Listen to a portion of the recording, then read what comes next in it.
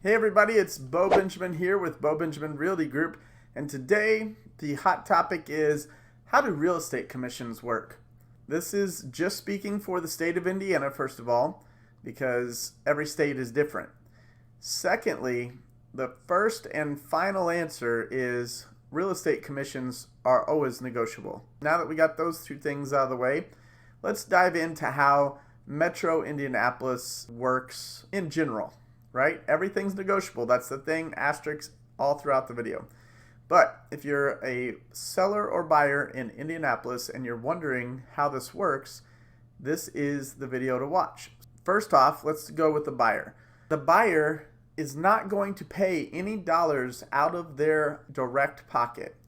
Now, there's a lot of qualifiers there. A lot of people say that because buyers don't pay for their realtor services directly, that they're really paying for it indirectly in the price of the homes, right?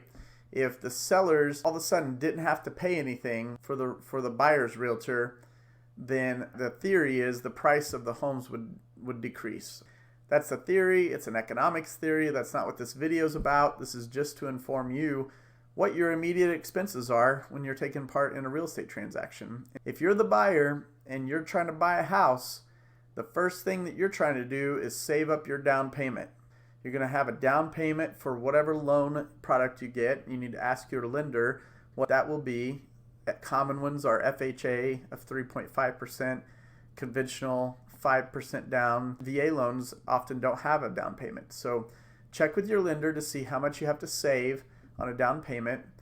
But to hire a realtor, you just have to call one and find one you get along with, you like, and that you can trust, and that has your best interest in mind, and they'll take you through the process. I'd love to be that person. If you want to give us a call, look for the number and contact info below. But you will not pay me directly anything.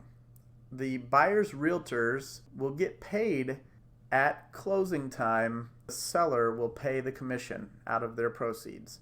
That's how it works.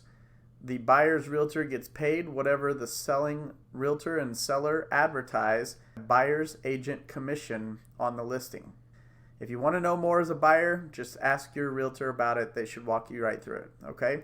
Now let's flip sides and talk about seller. If you've been watching this far and you're listening to this, you're like, why does it work that way, Bo?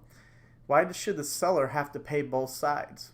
That's a great question. When I was introduced into real estate and doing this job, my exact thoughts were why is it this way? So I asked around, and what I came up with was it's a very high level answer. It's not the answer. There is no one way of doing it right. Different states might do it different ways, but this answer made sense to me once I was told this answer. Some people buy and sell many houses. Some people buy one house and sell it, and that's the house they live in their whole life. Okay? So if you imagine when you buy, most of the time, the entry point for a buyer is hard. It's hard to save up the down payment. It's hard to pay the title and lending closing costs. So imagine if we took the price of a realtor commission and tacked it on to the buyer. The buyer needs help with their realtor. They've never done this before. Arguably, the first-time home buyer needs the most help from their realtor. So they're going to use that realtor extensively, and that realtor deserves to be compensated for their time and their expertise. If we have first-time home buyers, they're trying as hard as they can to enter the home ownership market, but they can't, we add an obstacle in the realtor commission to that. Our first-time home buyer success rate would probably drop dramatically, right? That is the best reason I've heard, and it totally makes sense. The other thing that goes along with that is when that home buyer sells, they're going to pay it back, pay it forward, if you will, right? And then you buy and you sell and you buy and you sell and you buy and you sell. That's the nature of this industry. It all evens out. Every time you buy, you typically sell, and vice versa. So it's all going to even out in the long run. I know this topic makes some people upset, but if you stick to these two principles that we want first-time home buyers buying homes, that's a crucial thing. The home buying real estate market makes up 16% of the U.S. economy. Imagine if we did something to rock this boat drastically where first-time home buyers couldn't buy new houses, or we put another obstacle in their way to buying a house. So it's crucial. This is a good system. People might have questions about it, but I promise you, if you think through it and learn why it's this way, I think you'll come to the conclusion that this is a good way. So the seller is going to pay a negotiated percentage of their proceeds to the real estate agent. So the real estate agent that is listing the home is going to advertise a buyer's agent commission in the listing notes. And that is what the buyer's agent will be paid. So the seller will pay both sides. Here's a quick note for all those people thinking to yourself, well, I'm just going to save a lot of money, all this commission, and for sell by owner. Many people try to do this, and that's perfectly okay. You have that right. It's your home. You can try to for sell by owner.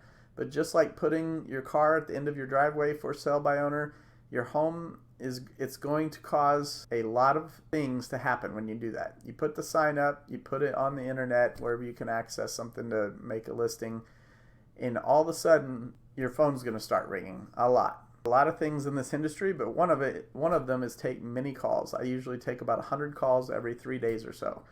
That is the one thing. So if you have another job that you need to pay attention to 8 to 5 Monday through Friday, it's going to be tough to sell your home. It's a full-time job, and most people don't respect the realtors enough to realize that. The second thing is you're going to be asked many, many questions. Some things you may know about your home, some things you may not, but you're probably not going to be prepared to sell your home by owner by yourself. It's just a lot of work when it comes down to it. There's nothing about it that is equivalent to, sending a person to the moon. You can certainly do it from an intellect standpoint, but it is a lot of time and effort to prepare your home the right way, to know the facts about your home when people call, and to take all those calls. And not to mention, we're really good at marketing. So when you're thinking about listing your home, you're going to pay the commissions for the listing realtor to market it, take all those calls, take all that stuff off your plate. But we also need to compensate the buyer's agents. They're out there driving the buyers around, many, many, many hours every week to many showings, and they don't get paid until they find that buyer a house. And then they get paid, if it's your house, they get paid by you, the seller. So those are the reasons that you're paying the commissions, and those are all negotiable with your listing agent when you sit down with them and decide how your home listing is going to go. Also, with the for sale by owner, when you're selling by owner, you are taking the job of the listing agent. You are not taking the buyer's agent role on and carrying buyers around in your car multiple hours, 40 hours a week. So you're going to be asked by buyer's agents if you'll compensate them. Don't be surprised that when you are for sale by owner, if you have a buyer's agent with a client that's interested in your home, if they call you and say, are you going to compensate me if I bring my buyer to your home? This is common. This is how the industry works. It's how the commissions work. The buyer has been taking those buyers to 5, 10, 15, up to 40 showings I've done before with a client, and they need compensated for that or they can't make a living. That's a lot of time. So if a common percentage in the industry is 6, just for an example, this is totally theoretical, it's always negotiable, then the half mark of 3 would be what they're probably going to ask you for. Okay, so that is how real estate commissions work on the buy side and on the sell side. But if you have other questions, please send us a message. And if you like the video, like and subscribe. We appreciate all your time, and thank you for watching these videos. We'll see you next time.